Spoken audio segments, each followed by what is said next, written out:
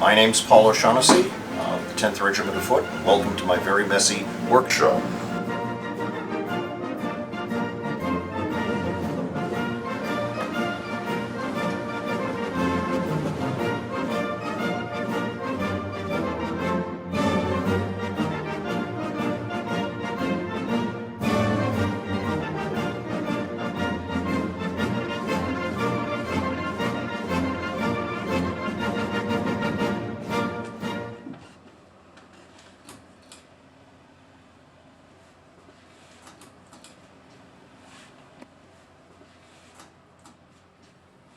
Right in front of me here, I have one of the models that we use in the 10th Regiment, what is known as a good old brown Bess.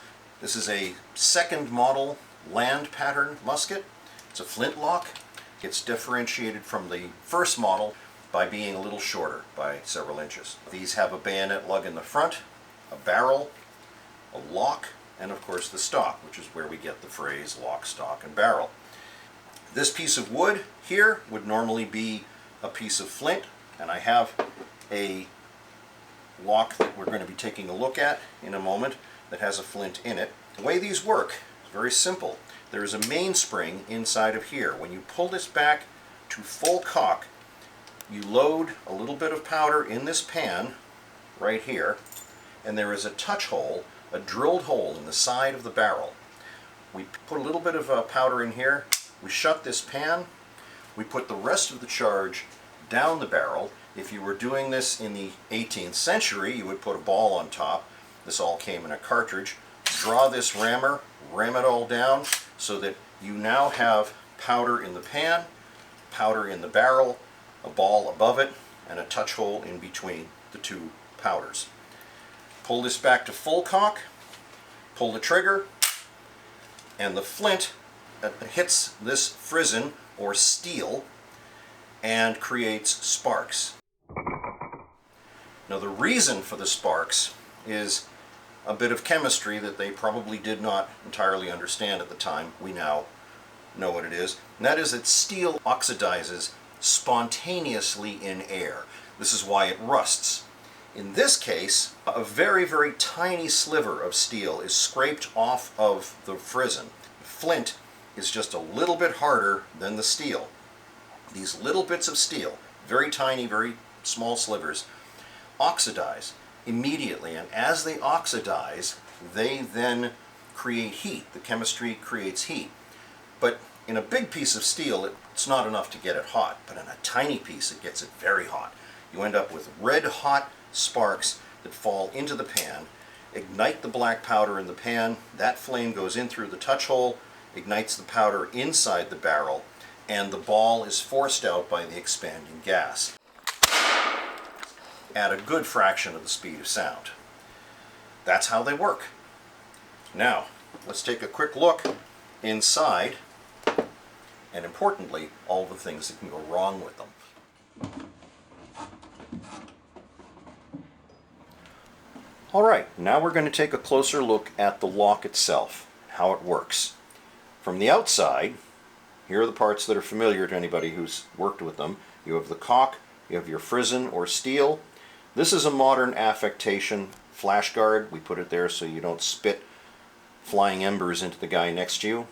We have what's called a feather spring, and the purpose of the feather spring is to make this particular piece, the frizzen, bistable and to provide some force back when the flint actually strikes the steel.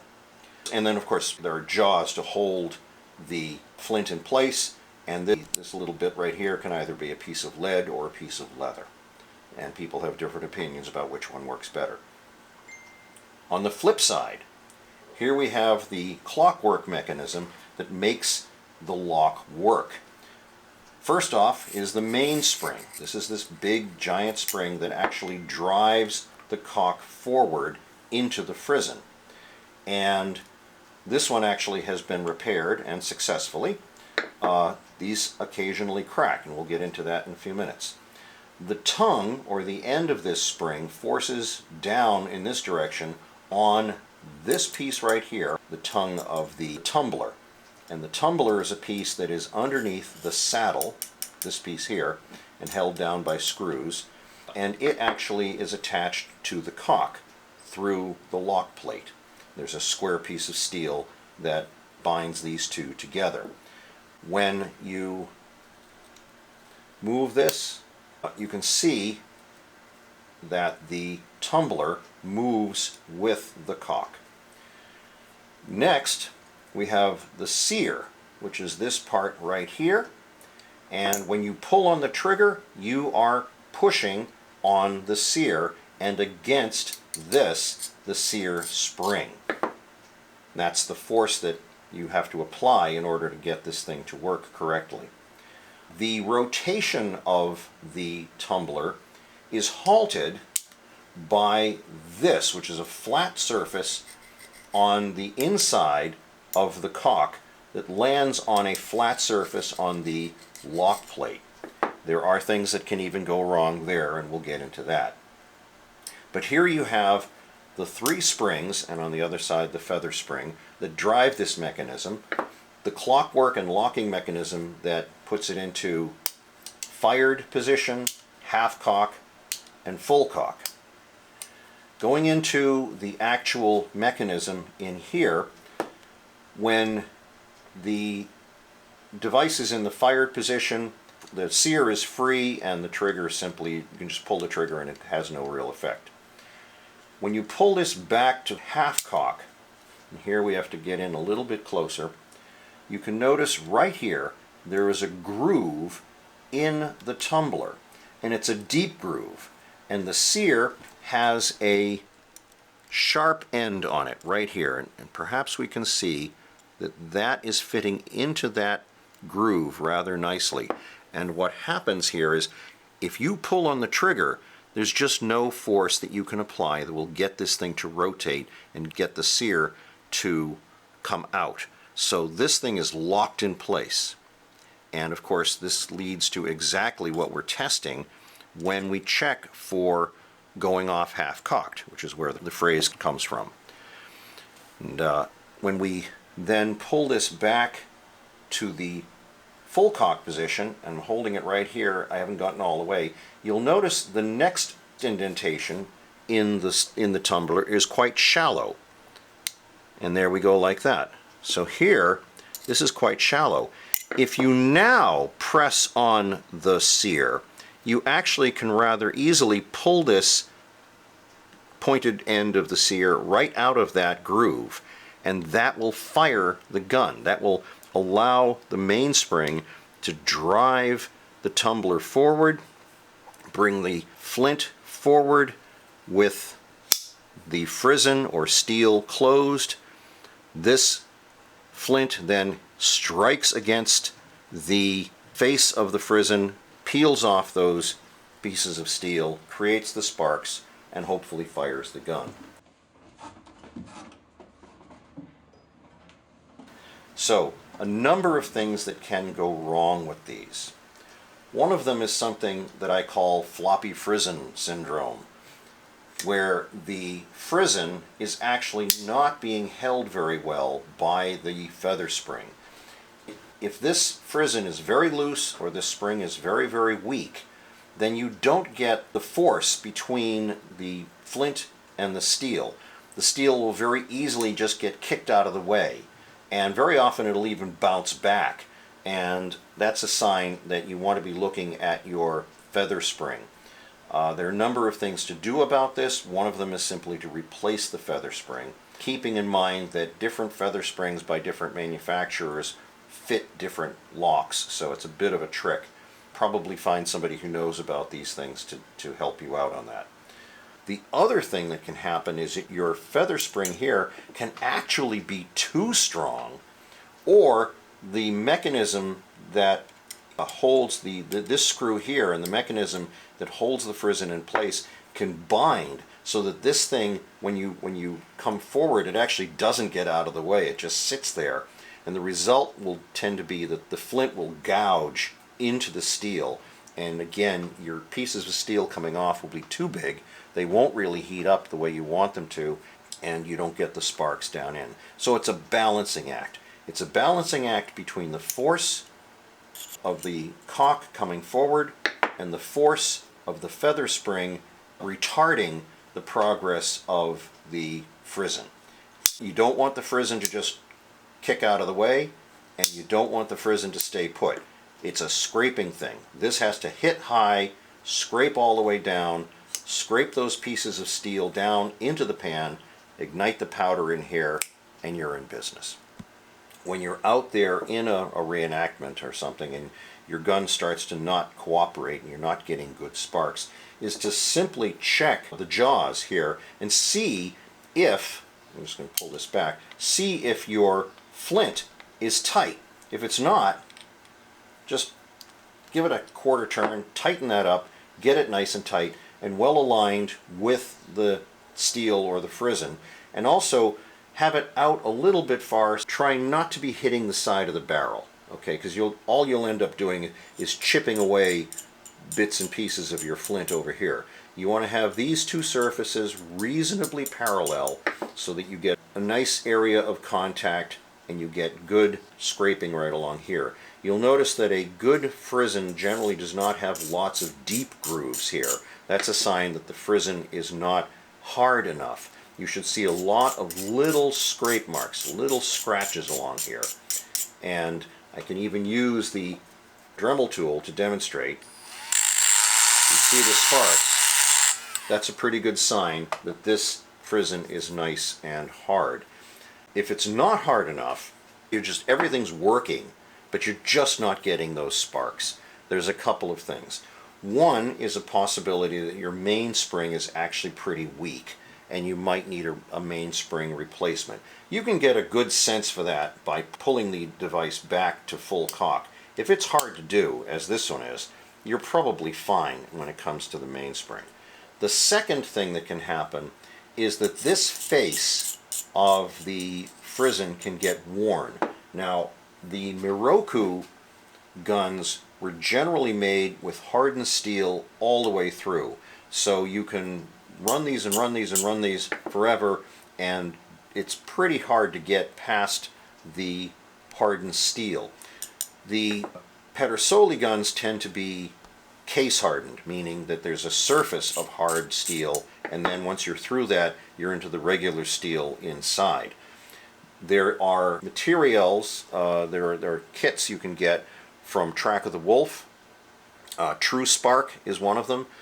Case-knit used to be a material you could get, and you heat these things up, and there's a fairly long process. It takes about 15 or 20 minutes, but you can heat these up, keep them in a torch, either a MAP gas or a acetylene blowtorch, get them cherry red hot, melt the True Spark granules into the surface, keep it up for 3 or 4 or 5 minutes, and then quench the part in a bucket of water. Not for the amateur to do. You need a little bit of training about how to do that, but there are several people around in the hobby who can, and I'm one of them, who can harden this surface for you, and it almost always results in a much better spark. I'm going to put this back. The next thing that can go wrong, of course, is that your mainspring itself cracks. You'll know that right away because your cock will just get completely loose and floppy, and the tumbler will have nothing pressing against it, and the whole thing just doesn't work. That usually requires a replacement of the mainspring. In this instance, somebody was actually quite successful in repairing this one, but generally they're not repairable. There are basically two manufacturers that we use in the 10th. They are Pedersoli, and the other is Miroku. Miroku doesn't make these guns anymore. They stopped back in the 1980s, I believe. But you can, in fact, take a spring. There's a very nice spring from Track of the Wolf that fits the Pedersolis, or at least most of them. And with some gunsmithing, you can fit the same spring into one of these locks. A little side adventure here. To know which kind of lock you have, look at the name on here. In general, Grice means a Pedersoli gun, and Tower means a Japanese or Miroku gun. So the two things that can go wrong with the mainspring are, one, that it simply cracks and you need to replace it. The other, and I've strangely seen a couple of these just recently, is that this surface right here, or this surface on the top of the lock plate, where this happens with older guns, eventually all of these times of snapping forward and coming back up and snapping forward and coming back up eventually wears these things down, so that instead of landing right on top of each other, they're sort of doing this. Or, alternately, this screw and the fit of this cock against the lock plate is loose, so the entire lock plate has been moving out. One way or the other, these things slip past each other, so the cock over-rotates and doesn't stop until it actually lands further down inside the pan here. In that case, you sometimes can have the end of the spring slip off the tongue of the tumbler. The spring will end up down here inside the musket, and your cock here will get floppy again, but you won't know why, and when you try to take the lock out, you're going to have a devil of a time, because this spring is now wedged against the wood inside the gun. You can get it out, but again, it may be a bit of a challenge. The big bugaboo that the Park Service and other people are watching for is a worn half-cock position.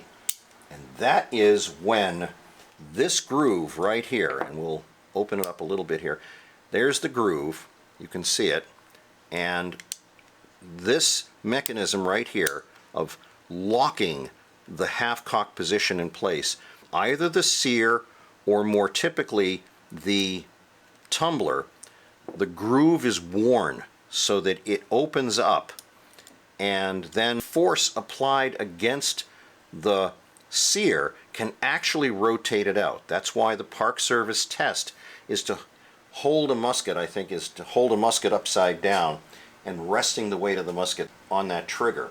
If that force can actually get this thing out of there, then you have a gun that is at risk, not huge, but is at risk of, as the phrase says, going off half-cocked. Sometimes you can shape, using a Dremel or small files, you can make the groove deeper, but it's a tricky thing to do.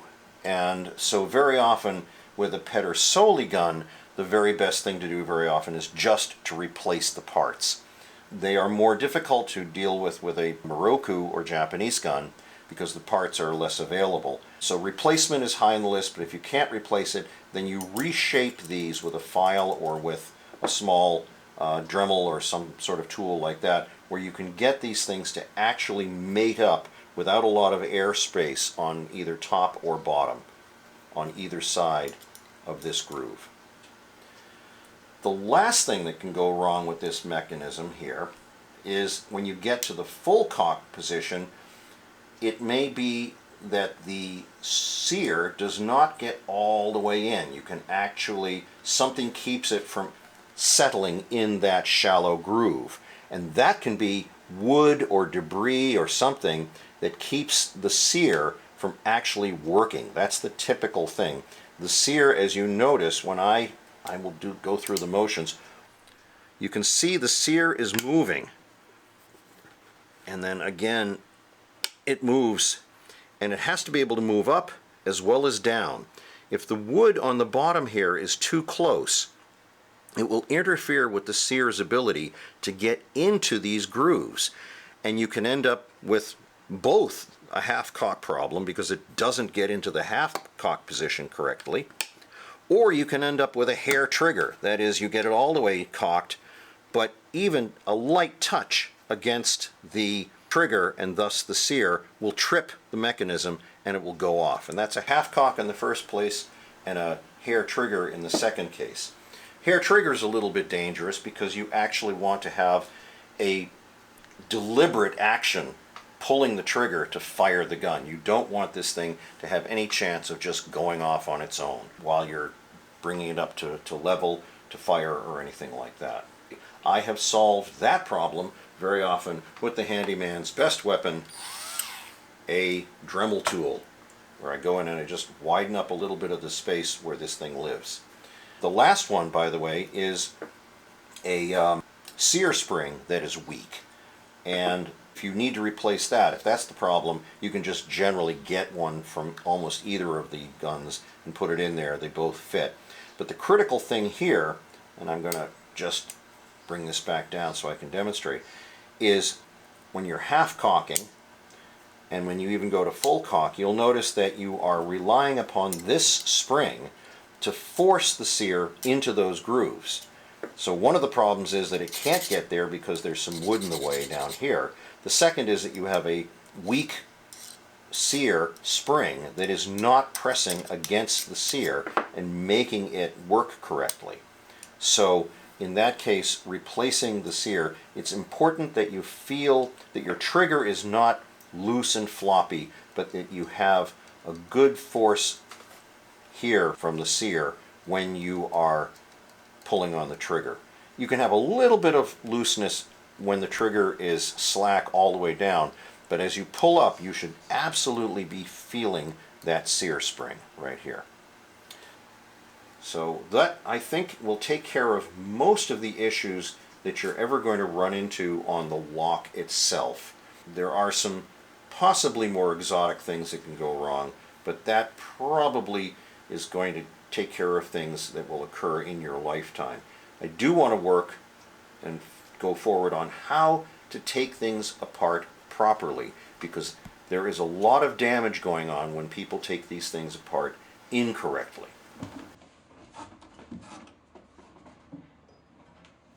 So the first thing I'm going to do is I'll just take out this flint right here. This one happens to be encased in a little bit of lead. And the first thing I'm going to do is I'm going to actually take off the feather spring. Let me start by talking about the fundamental principle of taking springs off. A lot of people will just go right in and start turning this screw. But you have to remember that the screw is under pretty severe sideways force. And so as the threads come up and out of the threaded hole that they're in and up into the smooth hole that they're coming into, that hole is being pushed to the side. So the threads themselves are getting peened over and fouled up by coming out of that hole and getting hit very hard from the side by the force of the spring.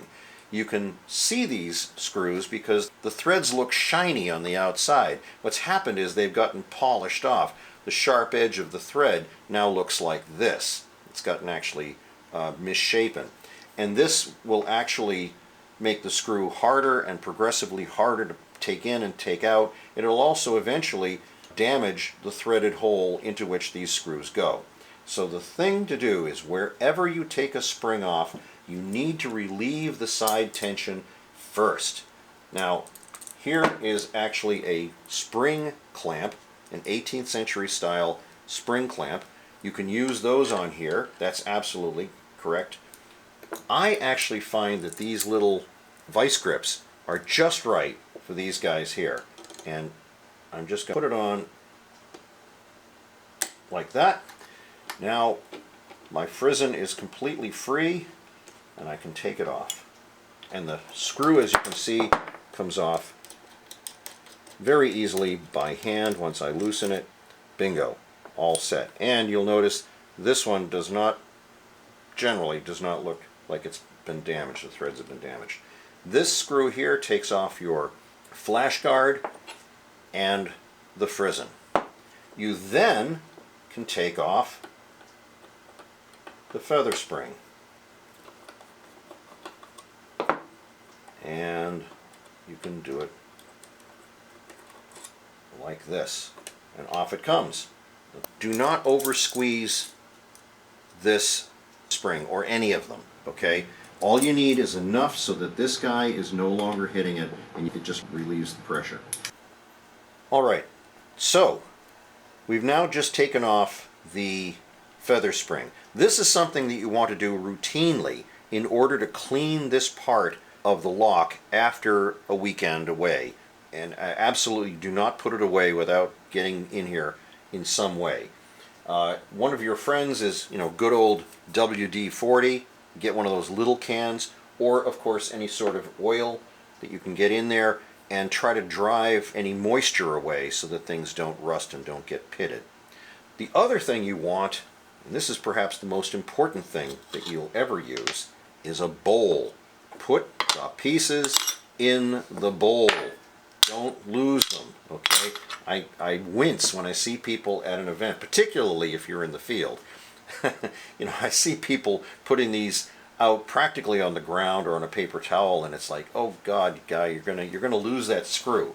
So always just put your pieces in here, okay? It's pretty easy to figure out where they all go once you can find them. You also want to take, in cleaning your jaws apart, make sure that you can clean everything there. And if you're lucky, your cock here comes off on its own. You can take this screw out, and some of them come right off. So now you've got something that you can go, and just hot water is fine. Get hot water, a toothbrush in there, just get all that gunk off.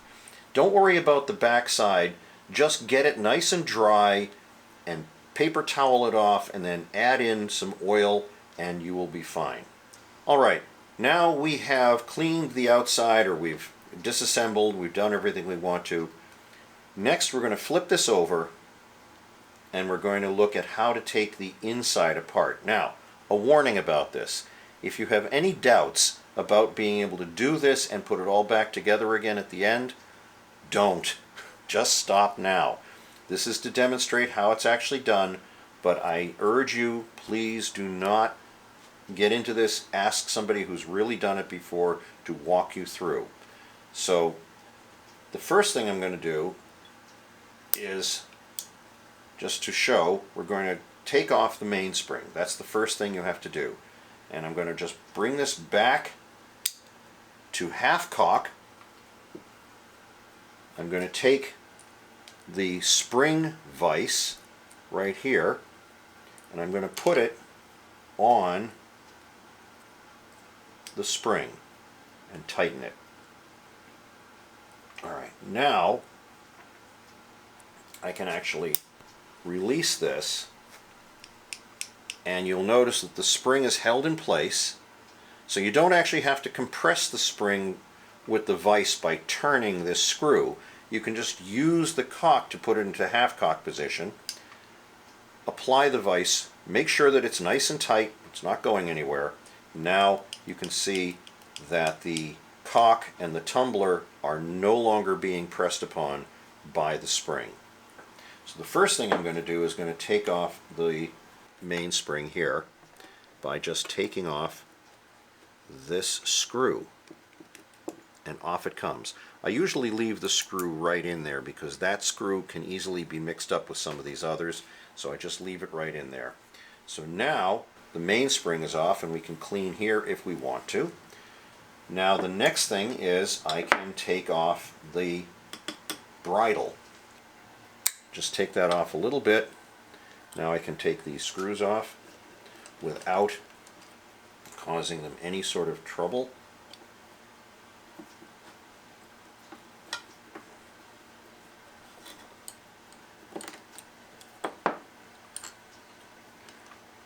All these pieces come off. Here you can now clearly see the grooves I was talking about earlier, and you can see how this moves with the cock. I can bring this over here. I can then actually take this Sear Spring right off.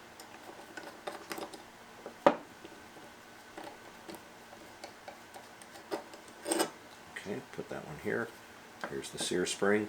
And then I can just go back around to the front, take this screw off, and again, if you're lucky, this just drops right off like that. If this does not come off, I have a tool, a little square piece of steel that sits right in here, okay, and I simply can punch this right out, okay, and I set this on a block of wood and boop, it drops right out. So again, something you may not want to actually try yourself. Find somebody who's done it before. But now we have gotten down to all of the component parts and the lock plate with nothing actually on it. So this is what they actually look like when they're all in bits and pieces. And putting it back together again, and this would be where you'd need to go if you were actually going to replace some of these pieces and parts. So putting it all back together again is a relatively simple thing. Once you've actually done this, again, the tumbler goes in first. You're just doing all of this in reverse order. Tumbler, the cock, and again you can see that the tumbler, you have to get the cock and the tumbler at the right position relative to each other. You want it so that when you go forward like this and you mate these two pieces, these two surfaces together, the tongue of the tumbler is right about here in order to catch the mainspring. There we go. Okay.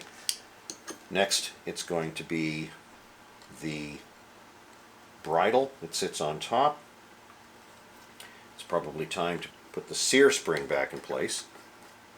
There's a little slot that it goes into right up here. I'm going to keep it compressed for the moment because I haven't put the sear back in yet. So I'm going to bring this forward, put the sear back in, and the other thing that's important when you're doing this is to add a little bit of oil. Something like Hops lubricating oil, or even just good old 3-in-1 oil from the hardware store is just fine. So we're going to drop this in here and just try to keep track of where these screws all went. And up here.